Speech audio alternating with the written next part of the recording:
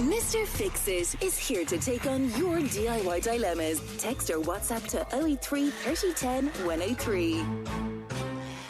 Brian Cloonan with us until 11 from Cloonan's Hardware in Tullamore.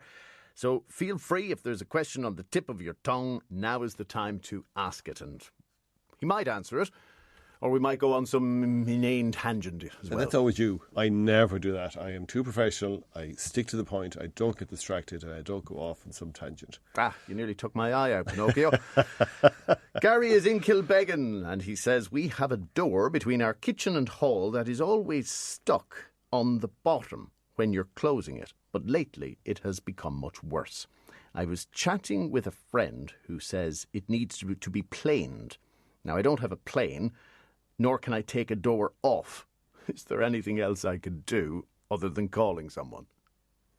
Yeah, so it's just dragging along the bottom. So really what's probably caused it is the hinges are worn, and it happens with every door. The hinges get worn, the door drops a little bit, particularly on the lock side. So if you look at any door, you have the hinge side and the lock side, it drops a little bit and it's catching on the ground.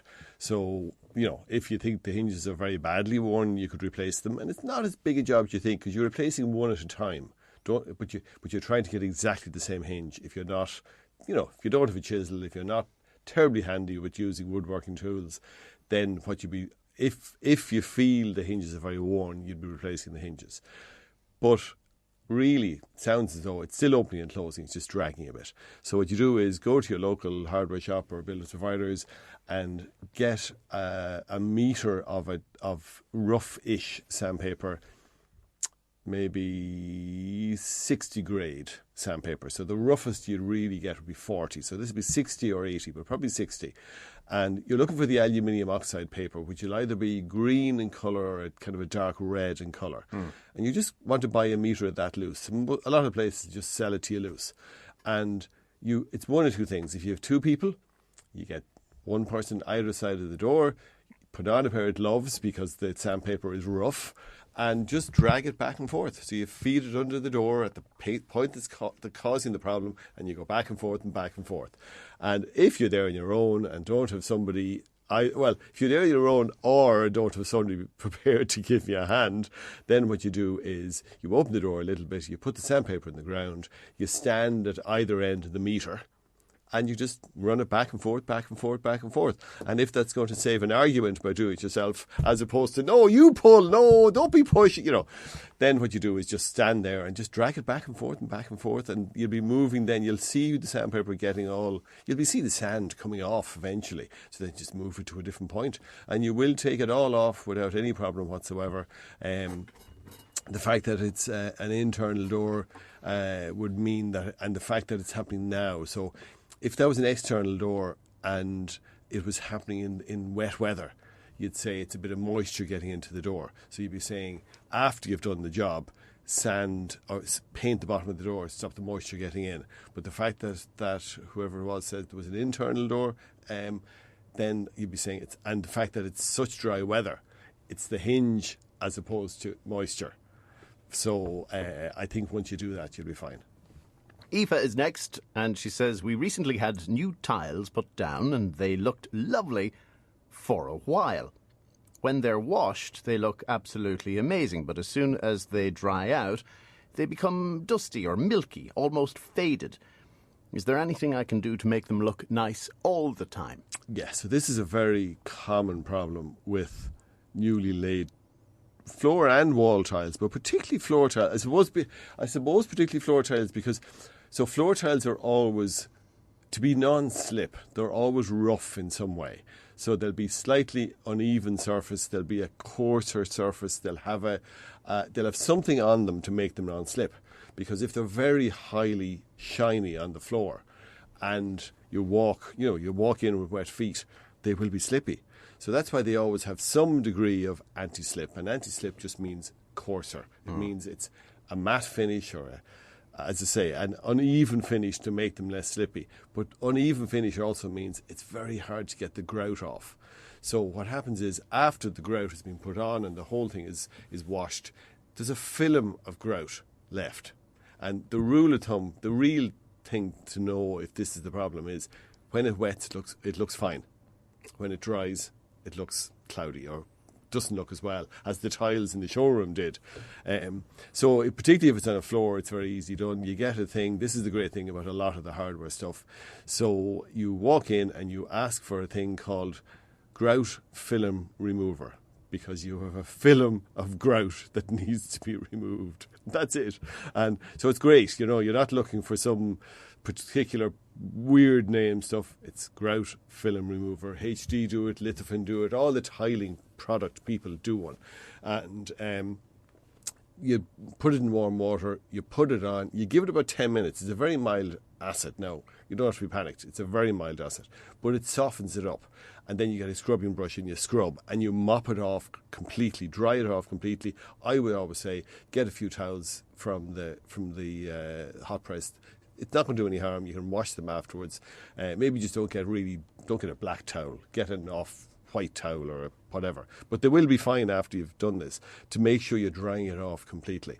But don't try and do the whole floor at once, because if you're using warm water, which you should, because it works better, if you did the whole floor and left the whole floor for the 10 minutes, and you're going to scrub, you see, and then mop, by the time you get to the end, it'll have dried off again. So you don't want that. You want to just do a portion at a time. And the other thing about doing a portion at a time is that the scrubbing is a little bit, tiring.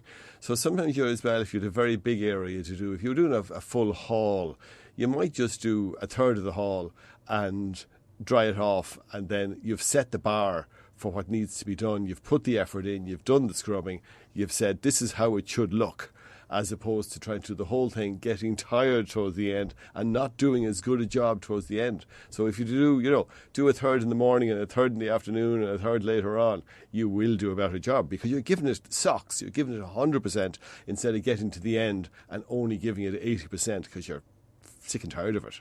So if it's a big area, that will only apply if it's a big area.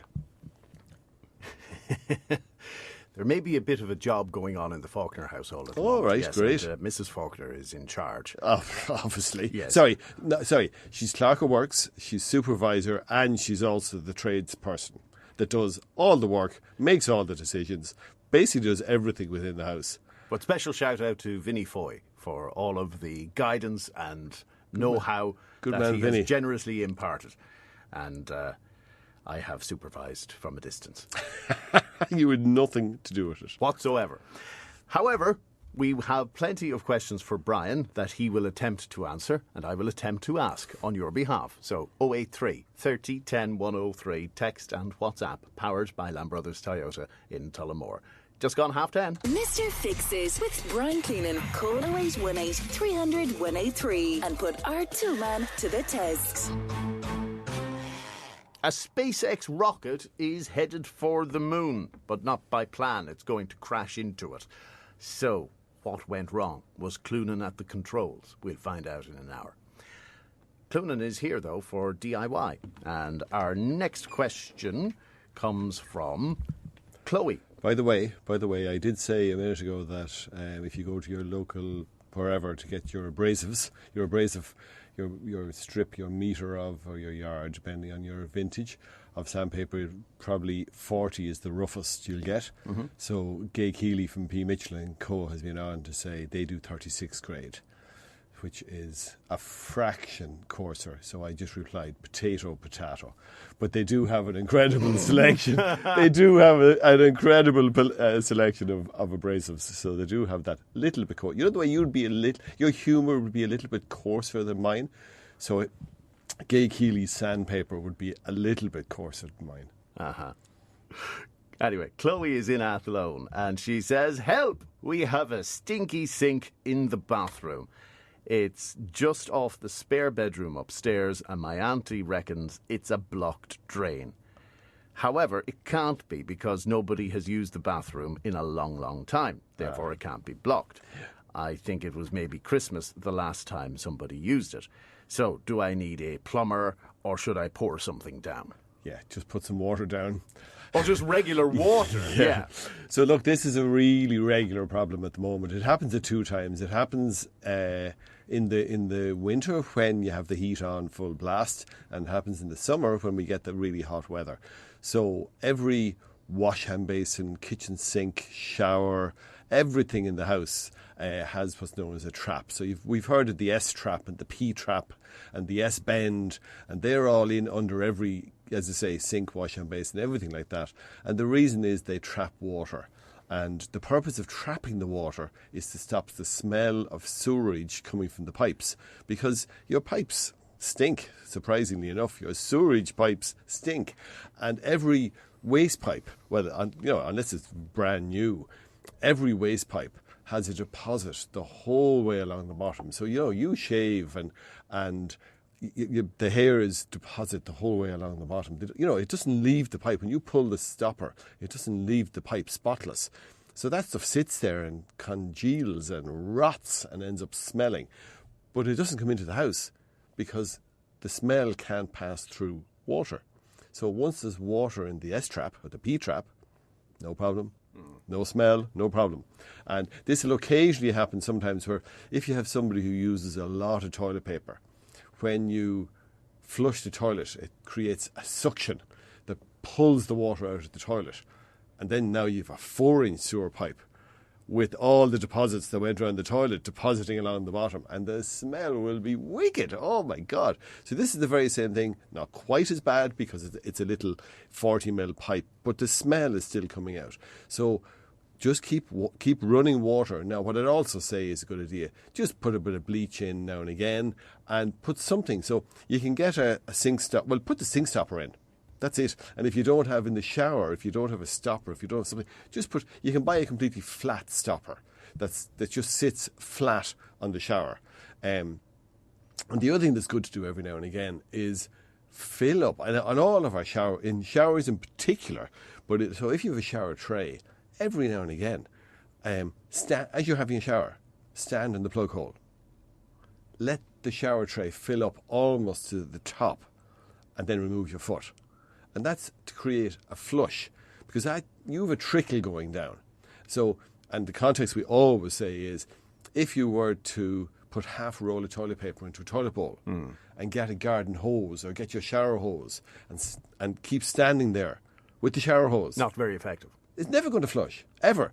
So to create a flush that brings away all the build-up, it won't bring all the build-up, but that brings away everything that's soft, fill the shower tray or fill your wash hand basin, and maybe if it's a wash hand basin, fill the wash hand basin and a bucket. And as it's going down, pour in the bucket. And that will help to stop any build-up. It's obviously, you can use chemical unblockers, but that's a really good thing to do every now and again and save yourself having to buy chemical unblockers. John in Dangan is next. Yeah, he says he was painting the house last week and he had quite a bit of help from a 6-year-old. Oh, not so great. What? John, this 6-year-old is your child. You should know better than to let a 6-year-old anywhere near you when you're painting. So he says he has granite sills. Oh. And now there are hand-painted prints on the granite sills.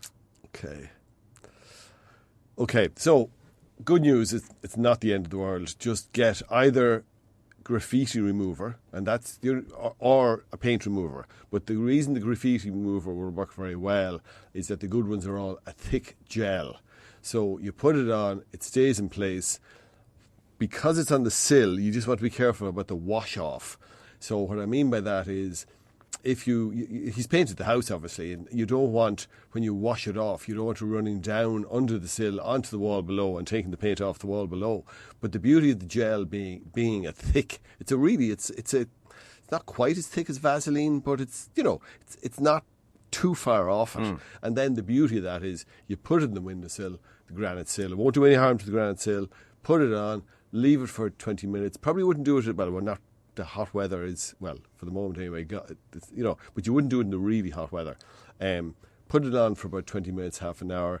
Then what you do is get a scraper and scrape the bulk of it off, and then get a scrubbing brush in hot water and scrub the rest off, and then hose it all off to make sure it's all gone. But you've removed 90% of it with the scraper and the scrubbing brush, so that means that the wash off isn't going to take any of the paint off, that you just put your time and effort into painting on the wall before you got the help.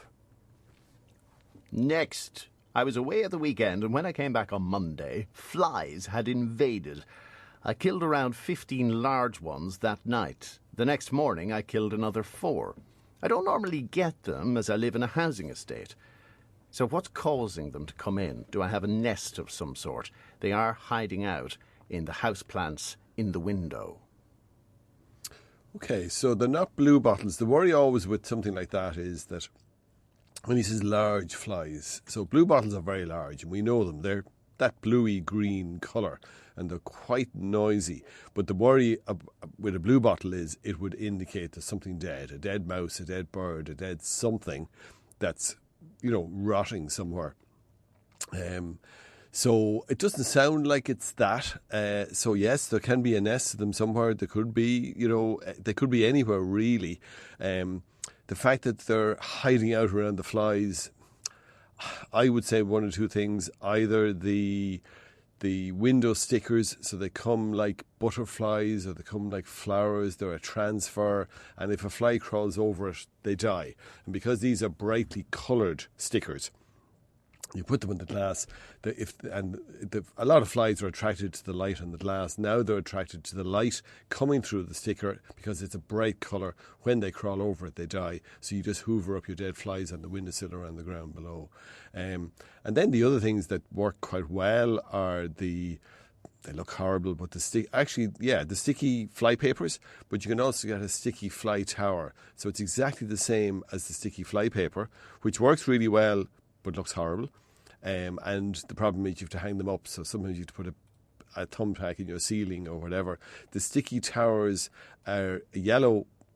They're like a stick of rock, but they're freestanding. And they're hiding out around the flowers.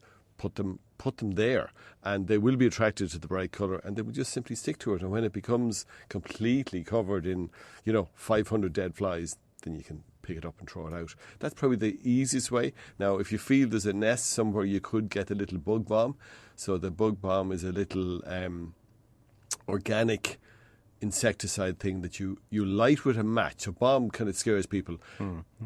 You light with a match. The only flame is for about 10 seconds while there's a little fuse that burns. So this is the thing, you put it into a cereal bowl or a biscuit tin, something non-flammable in case it tilted over.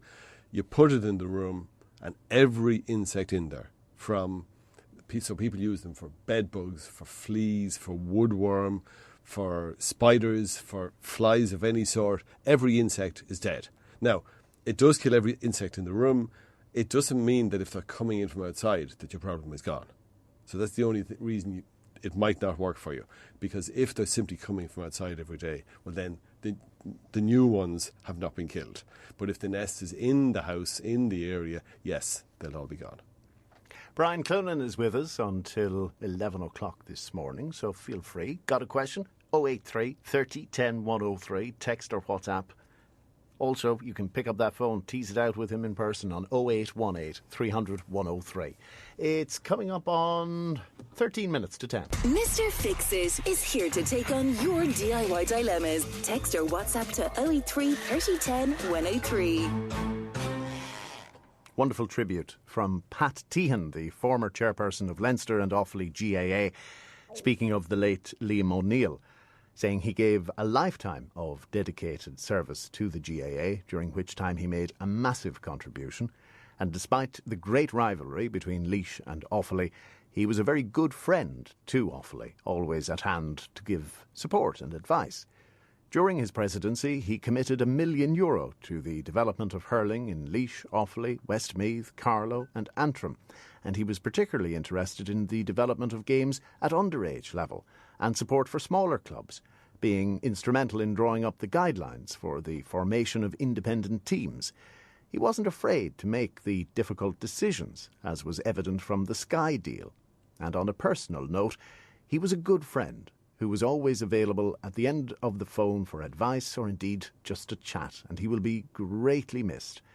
But we will remember him with fondness and gratitude. And indeed, in the next hour here on Midlands 103, Liam O'Neill, in his own words, as he sat down with David Hollywood not all that long ago to recall his presidency and indeed his life. First, though, back to DIY, and Brian Cloonan is still with us from Cloonan's Hardware in Tullamore.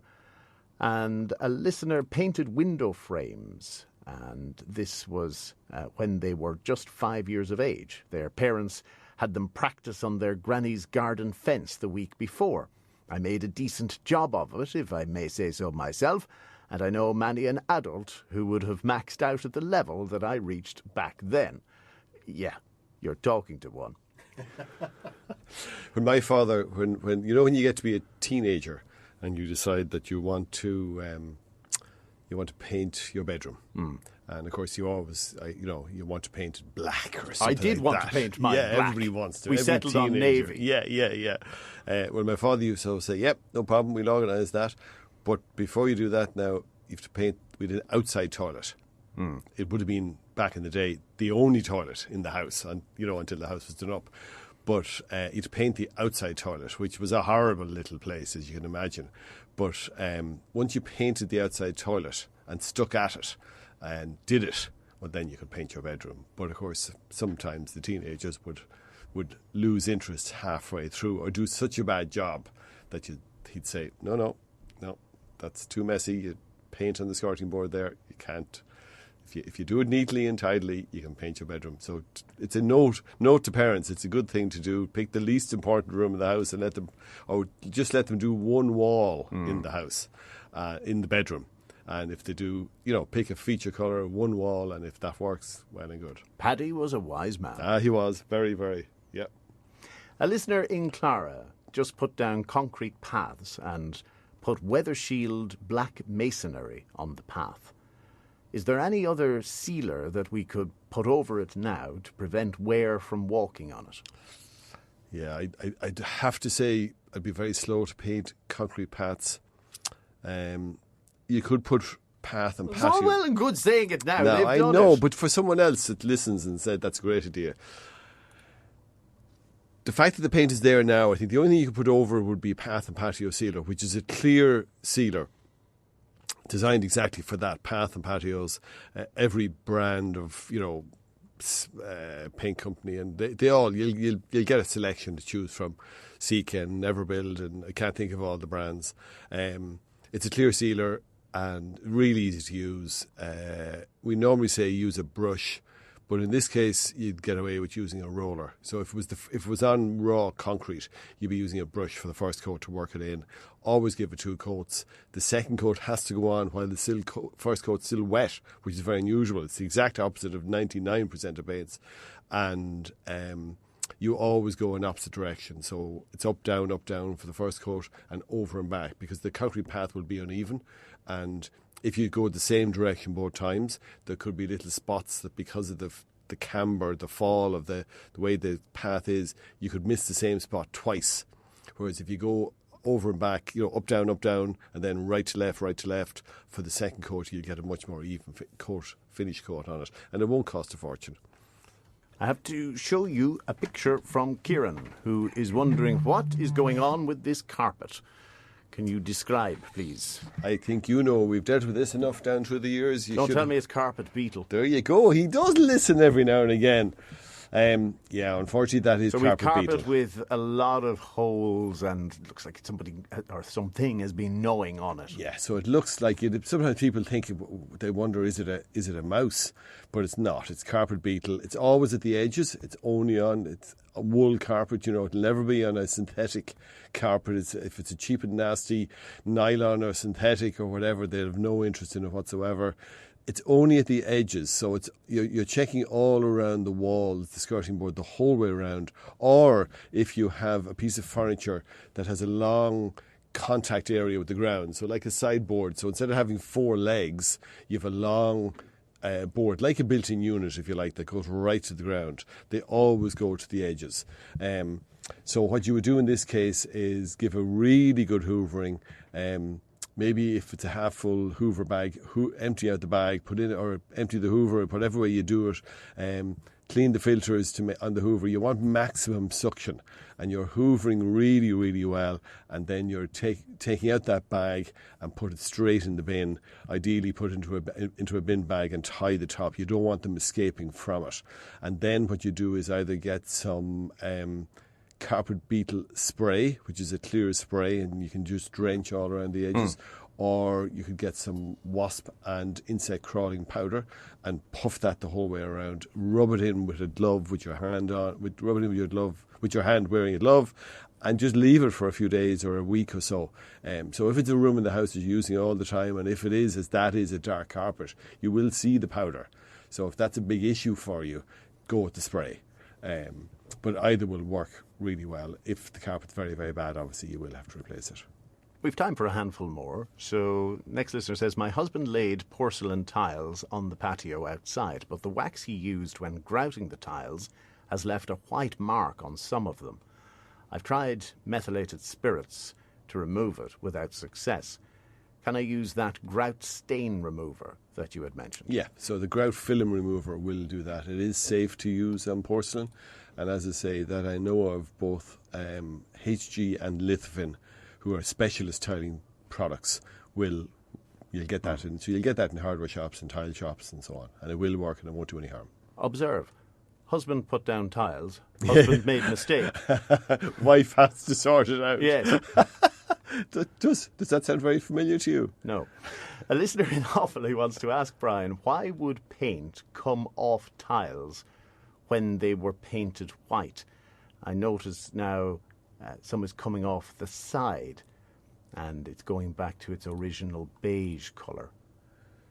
So tiles, well, first of all, you have to use a tile paint or a paint that's particularly suitable. Tiles can be very hard to stick to if they're very smooth.